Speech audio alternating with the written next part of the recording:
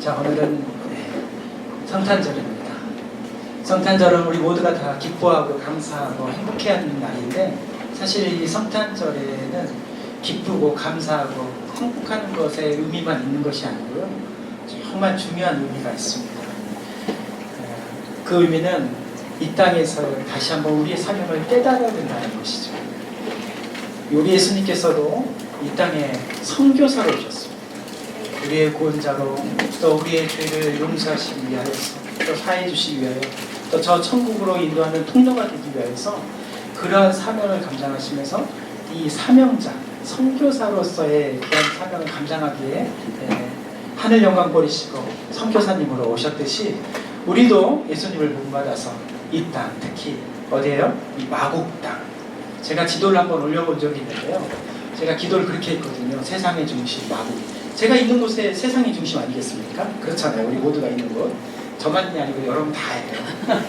목사님 교만하다 그렇게 생각하지 마시고, 여러분들이 있는 곳이 다 세상의 중심입니다. 그런데 무엇보다도 세상의 중심, 또 마곡의 중심. 근데 진짜 지도를 봤더니요, 저희가 딱 마곡 땅의 중심에 와 있더라고요. 저는 깜짝 놀랐어요, 정말. 그래서 이 마곡 땅에서 하나님께서 보내주신 선교사의 사명이 분명히 있을 텐데, 이 사명이 어떤 사명인지, 또 어떻게 이 사명을 감당할 수 있을지, 오늘 이 성탄주일날 주시는 이 말씀을 통하여서 이렇게 그 큰 의미를 깨닫는 저와 여러분들이 되시길 바랍니다. 특히 마태복음 이 1장의 말씀은 이 예수님의 탄생의 그 계보뿐만 아니라 예수님이 어떻게 탄생하셨는지에 대한 그 신비스러운 부분이 정말 잘 드러나 있는 말씀입니다. 또 특별히 이 말씀 가운데서는 이 신비스러운 탄생뿐만 아니라 하나님의 구원에 대한 계획하심이 어떻게 이루어져 갈 것인가에 대한 것을 하나하나 자세한 말씀으로 들어져 있는 말씀이 바로 마태복음 1장에서 시작이 돼서 마태복음 또 사복음서에 다 기록이 되어 있습니다. 성탄절을 맞이하는 오늘 우리에게 예수님의 탄생 이야기, 또 특별히 예수님의 탄생 이 가운데 정말 우리가 주목해야 될 이 두 사람이 있는데, 그 중에 한 사람 요셉, 육신의 아버지가 되는 이 요셉. 이 요셉이 어떻게 예수님을 전하는 또 그렇게 사명, 그러한 사명을, 선교사로서의 사명을 잘 감당할 수 있었는지, 그런 내용들 오늘 이 말씀을 함께 살펴보시면서 하나님의 음성을 듣는 귀한 저와 여러분들이 되시길 바랍니다. 먼저 이 선교사가 되기 위해서는 우리의 어떤 마음가짐이 중요하냐라는 이 말씀, 그것은 두려움을 이겨내는 믿음이 필요합니다 라는 이 말씀입니다. 오늘 본문 18절에서 19절 말씀 우리 같이 한번 읽어보겠습니다.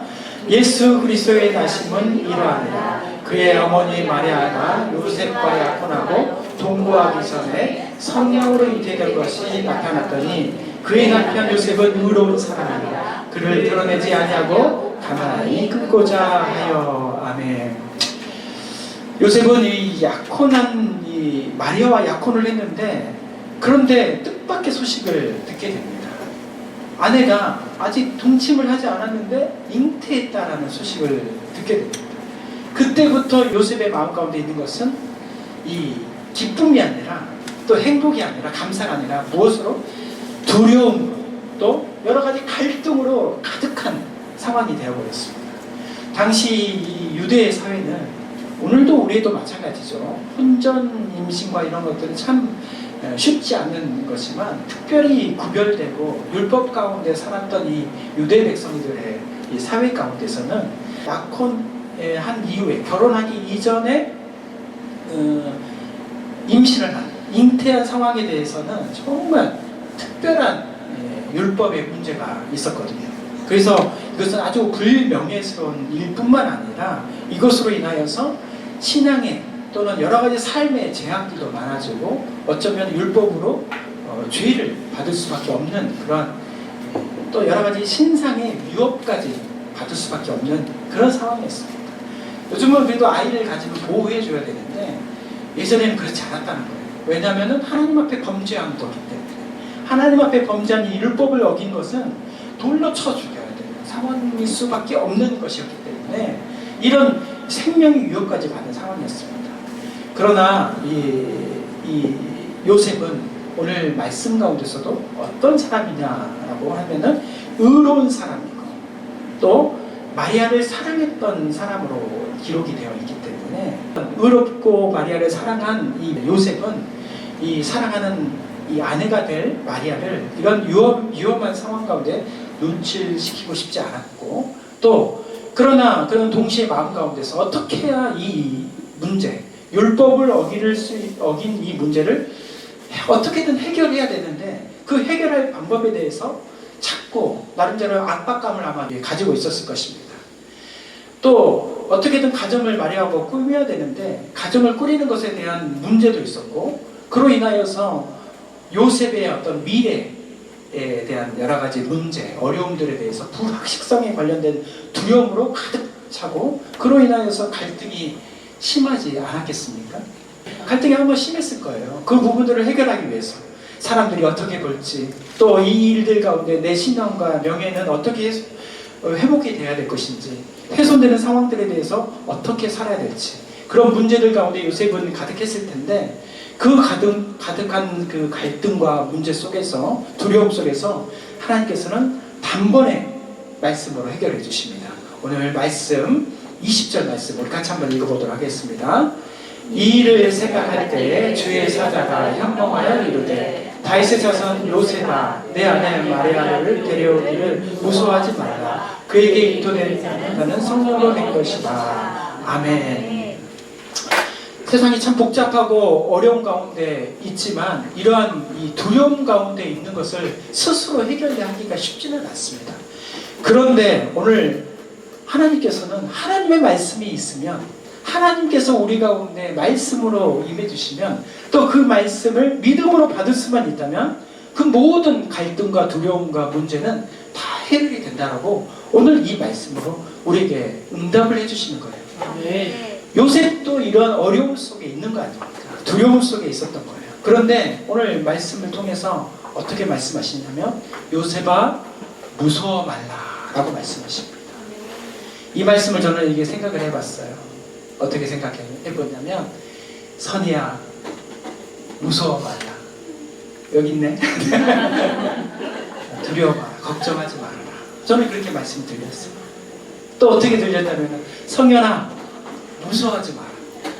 두려워하지 말고 걱정하지도 말아라 라고 저는 그렇게 들리더라고요. 우리의 걱정은 사실 생각으로는 너무 복잡하고 두려워하거든요. 왜냐하면 내 보여지는 상황들을 봤을 때는 도저히 내 힘으로 해결할 수가 없으니까. 그런데 이 해결할 수 있는 오직 방법 뭐예요?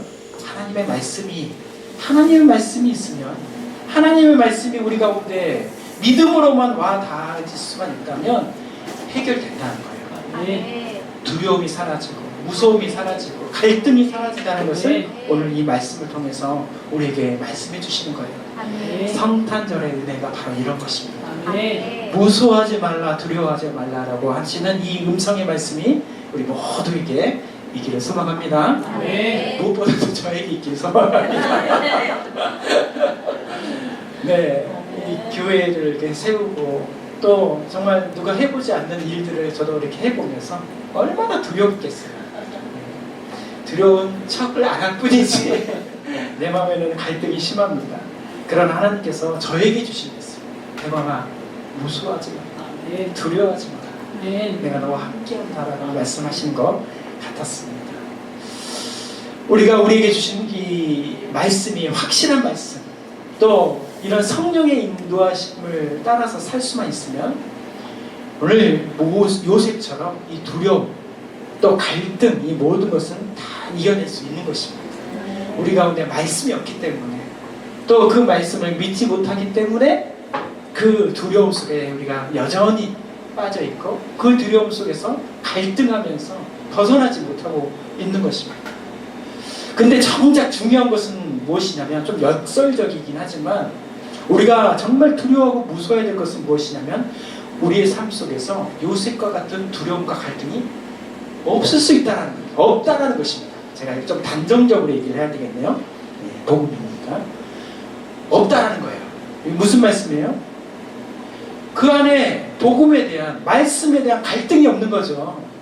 내 삶은 늘 평안하기를 소망하고 내 삶은 늘 안정되기를 소망하는데 이 갈등과 두려움은 어쩌면 우리에게 힘든 일일 수 있지만 그것은 함께 향하는 복음의 길이기도 합니다. 네. 여러분들이 복음 가운데 열심히 살고 복음 가운데 살아가고 애쓰면 그 가운데 두려움이 있는 것은 당연한 거예요. 갈등이 있는 것은 당연한 것입니다.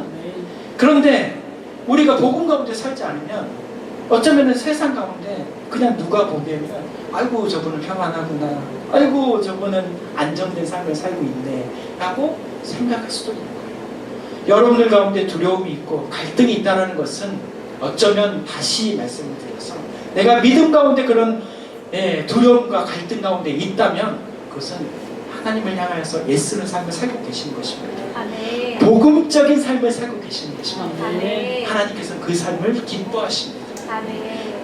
요셉의 이 두려움은 나쁜 것이 아니고 또 실패와 절망이 절대 아닌 것이죠.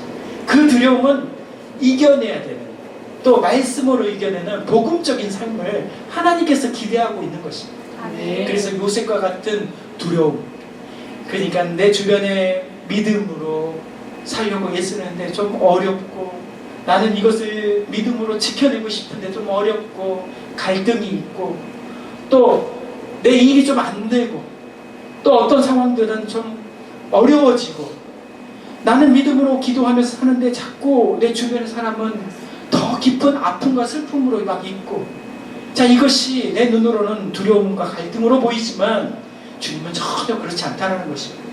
그 두려움이 바로, 그 갈등이 바로 복음적인 삶을 살아가고 있구나라는 우리 가운데 주신 증거라는 것을 말씀해 주시는 것입니다. 아멘. 믿음대로 살아갈 때 일어나는 두려움과 갈등은 너무나 두렵고 무서운 상황이지만 절대 무서워하고 두려워해서는 안 된다라고 오늘 우리 말씀 가운데 해주시는 것입니다. 아멘. 우리가 끝까지 믿음대로 살면 하나님께서는 그 모든 일을 다 알고 계셔서 가장 좋은 것으로, 가장 선한 것으로, 가장 보기 좋은 것으로 주의 뜻 가운데 우리의 발걸음을 인도해 주시고 우리 삶을 반드시 가장 좋은 곳으로 세워주실 것을 믿습니다. 아멘. 말씀으로 이 두려움을 이겨내는 믿음, 이것이 바로 살아있는 믿음입니다. 아멘. 그건 살아있는 믿음의 소유자가 다 되시길 바랍니다. 아멘. 우리가 가장 두려워해야 되는 것은 바로 영적인 무관심입니다.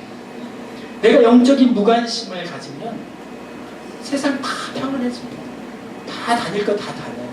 그런데 이 영적 무관심이 바로 가장 두려운 일이다, 무서운 일이다라는 것을 믿음으로 오늘 이 성탄절에 다시 한번 새기면서 너희 삶 가운데, 우리 삶 가운데, 당신의 삶 가운데 두려움이 있고 갈등이 있는 그 가운데 요셉아 두려워하지 말아라 라고 말씀하시는, 무서워하지 말아라 라고 말씀하시는 그 음성이 저에게 들려지는 음성이 될 수 있도록 하나님 인도해 주십시오. 기도하시면 그것이 두려움이 기쁨으로 바뀌고요, 아멘. 환란이 소망으로 바뀌고, 아멘. 절망이 감사로 바뀔 줄 아멘. 믿습니다. 아멘. 자, 두 번째로 선교사가 되기 위한 우리의 마음, 예수님처럼 이 땅의 선교사가 되기 위한 마음은 두 번째로 새로운 복음 방식에 대해서 우리 같이 고민하고 기도해야 된다는 것입니다. 아멘. 오늘 본문 21절, 23절 말씀 우리 같이 한번 쭉 읽어보겠습니다. 아들을 낳으니 이름을 예수라 하라. 이는 그가 자기 백성을 그들의 죄에서 구원할 자이심이라 하니라. 이 모든 일이 된 것은 주께서 선지자하신 말씀을 이루려 하시니 이르시되 보라 처녀가 잉태하여 아들을 낳을 것이요 그의 이름을 임마누엘이라 하리라 하셨으니 이를 번역한즉 하나님 우리와 함께 계시옵나이다. 아멘. 이 예수님의 탄생 이야기 중에 가장 놀랍고 정말 기가 막힌 이 부분이 바로 이 말씀인 거예요. 성령님으로 잉태되었다라는 이 말씀. 이 예수님의 탄생 이야기 가운데서 처녀가 아기를 낳는다라는 것은 정말 이게 신비스러운 이야기를 떠나서 또 그걸 넘어서서 하나님의 구원 계획이 인간의 상식과 경험을 초월한다라는 것을 보여주는 강력한 메시지가 담겨져 있는 말씀입니다. 그래서 사실 예수님 이후에 제자들이 말씀을 선포하고 또 증거하면서 복음을 전하며 다닐 때 그 주변의 거짓 선교사들, 다른 복음을 전하는 사람들, 그리고 또 영지주의자들이 있었는데 그들이 가장 싫어하고 믿지 않았던 이야기 중에 하나가 바로 이 말씀이에요. 성육신 되어 있는.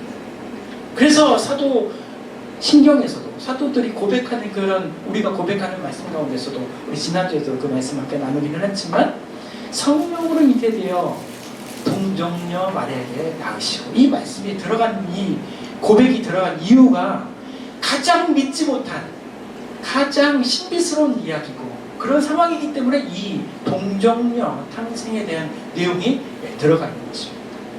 이 동정녀 탄생을 믿지 못하면 우리는 구원의 길이 절대 열리지 않습니다.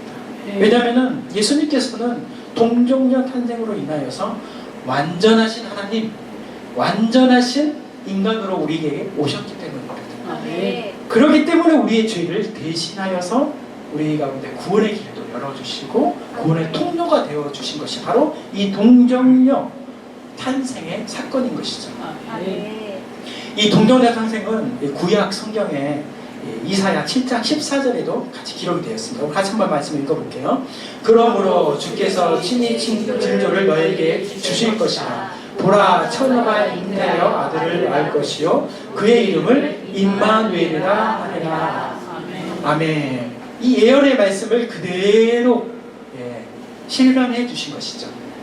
구약의 말씀을 그대로 실현해 주신 것은 다른 말씀이 아니에요. 물론 저 말씀이 없어도 예수님은 이 땅에 임마누엘로 오실 것입니다. 임마누엘 오실 것인데 저 말씀을 실현해 주셨다는 것은 하나님은 약속의 하나님이다. 하나님께서는 그 약속을 반드시 지켜주신다라는 것을 보여주시기 위한 이 구약 성경을 그대로 보여준 것이에요. 구약 성경을 그냥 한 것이 아닙니다. 오늘 성경의 말씀이 우리 가운데 있는 것은 무엇이냐면 이 말씀 그대로를 우리에게 지금 실현을 시켜주시고 우리를 천국으로 반드시 인도해 주시고 또 이 모든 가운데에서 다시 예수님께서 이 땅에 오신다라는 것을 보여주시기 위한 말씀이 신구약 말씀으로 우리 가운데 있는 것입니다. 그래서 이 신구약 말씀이 그냥 있는 것이 아니에요. 그래서 이 말씀을 통하여서 하나님께서 나를 반드시 하나도 빼놓지 않으시고 기억하시고 반드시 나에게 이루어지신다는 믿음을 가져라 라고 해주시는 말씀인 거예요.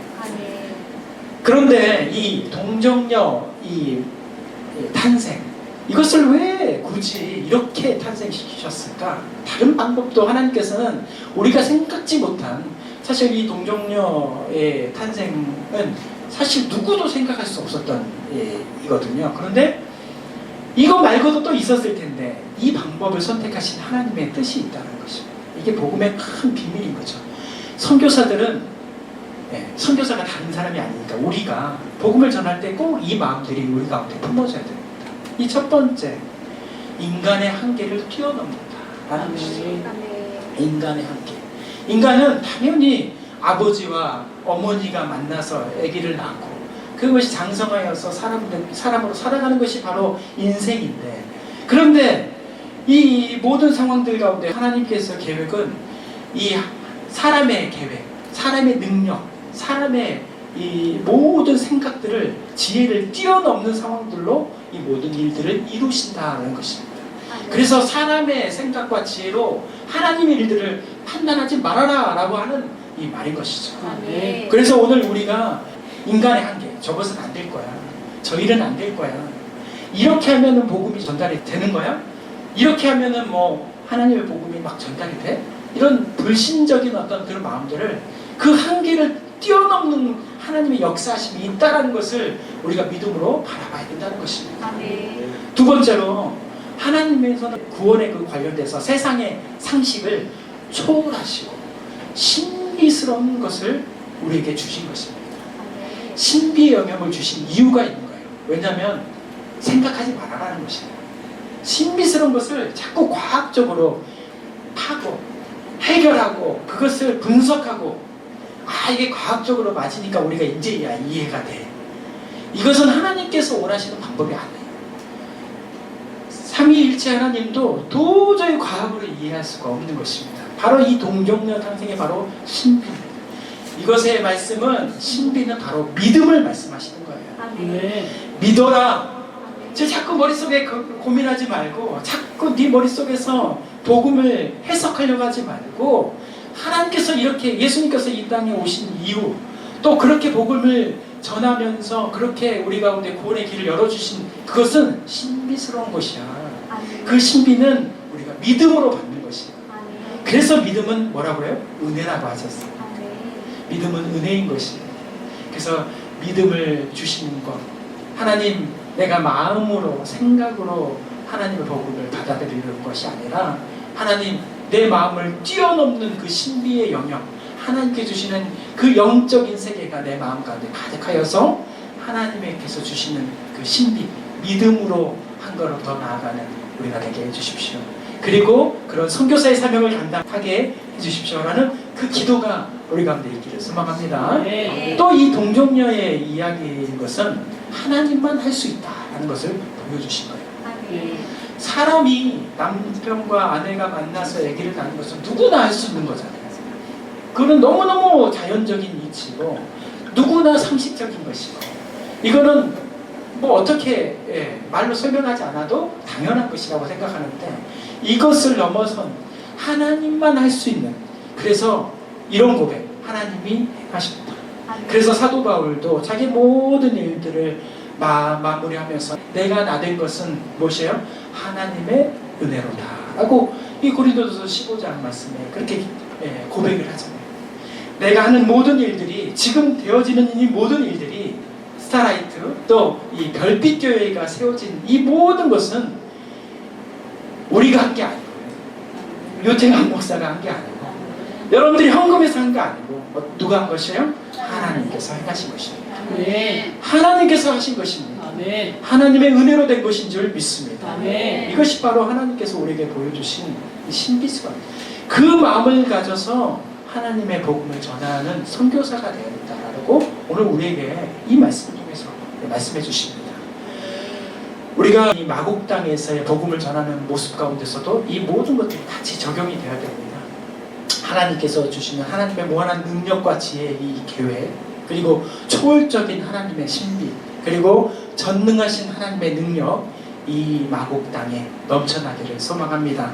그래서 이 그 넘쳐나는 것을 통하여서 우리는 그동안의 방법적인 부분들, 물론 그것을 예수 성당 불신지역 또 전도지를 나누면서 하는 것도 당연히 해야 되겠지만 그거 말고도 새로운 하나님의 창조적인 능력에 힘입어서 하나님께서도 이렇게 우리가 생각지도 못한 동정녀 탄생을 통하여서 새로운 방식으로 동정녀 탄생을 통하여서 새로운 방식으로 우리에게 복음을 주시고 그렇게 전파해 주셨듯이 우리도 새로운 방식에 대해서 고민해야 되는 거예요. 그동안 우리는 이렇게 했으니까 이것만 이렇게 해야 되는 것이야. 그게 아니에요. 우리는 날마다 주 안에서 무엇이든지 새로움으로 해낼 수 있는 것입니다. 그렇지만 중요한 것은 이 그릇이 중요한 것이 아니라 본질이 중요한 거예요. 본질은 어느 것에도 담을 수 있어요. 컵에도 담을 수 있고 밥그릇에도 담을 수 있어요. 형태가 중요하지 않습니다.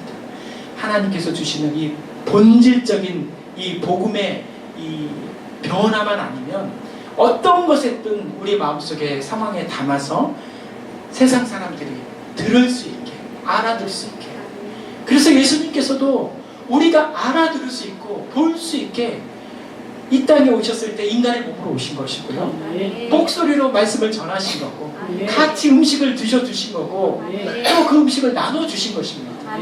이게 하나님께서 하신 그들의 우리의 그 사고방식, 행동의 방식으로 같은 방식으로 세상 사람들을 향하여서 복음을 전해주셨듯이 우리도 그러한 방식으로 세상이 알아들을 수 있게, 세상이 볼 수 있게 예수님을 증거하는 방식으로 한 걸음 더 나가야 되는 거예요. 우리끼리만 알아들 수 있는 얘기로는 안 되는 거예요.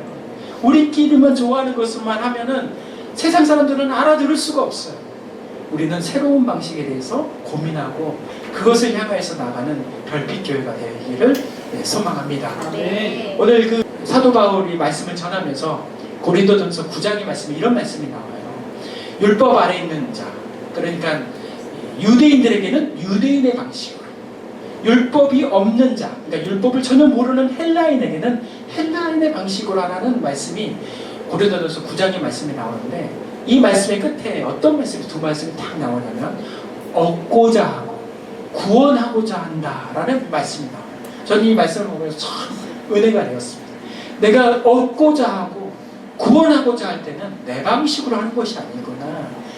상대방의 방식, 상대방이 보여지는 방식, 우리 주님께서도 우리 가운데 그렇게 해주셨듯이 예수님의 방식으로 닮아서 방식을 닮아서 얻고자 하고 구원하고자 하는 그 일들 가운데 나아가시는 저와 여러분들이 되기를 바랍니다. 이제 마지막으로 선교사가 되기 위해서 우리가 어떤 마음을 가져가야 할 것인가 라는 것으로 어떤 상황 속에서도 변하지 않는 믿음, 이것을 임마누엘 신앙이라고 하시는데 이 임마누엘 신앙이 우리 가운데 있어야 된다라고 하나님께서는 말씀해 주십니다. 오늘 본문 23절에서 25절 말씀 우리 같이 한번 읽어보겠습니다. 보라, 처녀가 잉태하여 아들을 낳을 것이요 그의 이름은 임마누엘이라 하리라 하셨으니 이를 번역한즉 하나님이 우리와 함께 계시다 함이라. 요셉이 잠에서 깨어 일어나 주의 사자의 분부대로 행하여 그의 아들을 데려왔으나 아들을 낳기까지 동침하지 아니하더니 나음의 이름을 예수라 하니라. 아멘. 예수님의 또 다른 이름은 임마누엘이었습니다. 임마누엘은 오늘 말씀처럼 하나님이 우리와 함께 계시다라는 이 말씀입니다. 복음의 핵심되는 말씀이고 또 이것은 예수님의 그 하나님의 그 존재, 하나님께서 어떻게 우리 가운데 존재하신다, 임마누엘로 존재하신다라는 것인데 이것을 넘어서서 우리의 상황 속에서도 하나님이 어떻게 역사하신다라는 것이 들어가 있는 말씀이에요. 존재뿐만 아니라 하나님께서 그렇게 역사하신다는 거예요. 옆에만 있는 것이 아니라 그런 상황 가운데 함께 그 일을 하고 계신다라는 그런 말씀이 바로 임마누엘 신앙이라는 거예요. 함께 계셔서 위로가 된다, 이것만이 아니라는 거예요. 옆에 있어서도 든든하다, 이게 아니라는 거예요.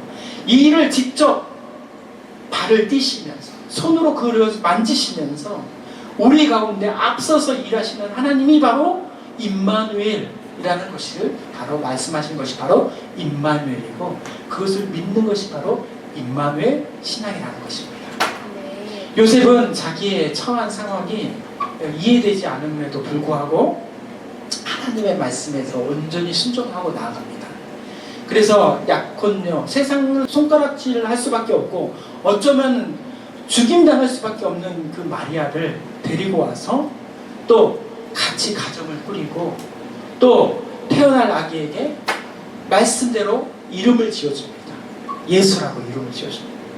참 얼마나 저는 이거 보면서 요셉의 믿음이 정말 대단하다. 네. 여기 남편들 다 있으시잖아요. 네. 이게 되겠습니까? 네. 뭐 될 수도 있겠지만 사실 쉽지 않은 일이죠. 요셉에게는 그런 임마누엘 신앙이 있었기 때문에 그 일이 가능했다는 거예요. 데려와 그를 사랑해주고 또 정말 내가 어떻게 할 수 없었던 아이였지만 그 아이의 이름을 하나님의 말씀대로 예수라 이름을 지어주고 요셉의 순종은 그의 믿음의 깊이를 보여줍니다.